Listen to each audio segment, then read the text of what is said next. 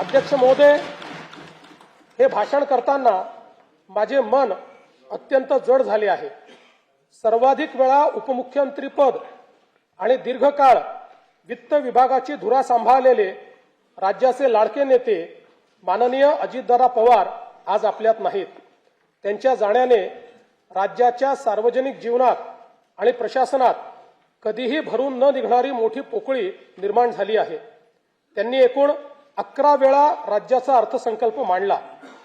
अजितदादा व अर्थसंकल्प हे नाते दृढ झाले होते। त्यांच्या करड्या शिस्तीमुळेच महाराष्ट्राची वित्तीय स्थिती कठीण काळातही स्थिर राहिली। काम करणारा माणूस ही त्यांची ओळख आणि त्यांनी दिलेली विकासाची दिशा आजही आपल्याला प्रेरणा देत आहे।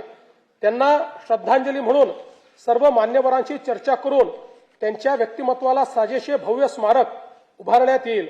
तसेच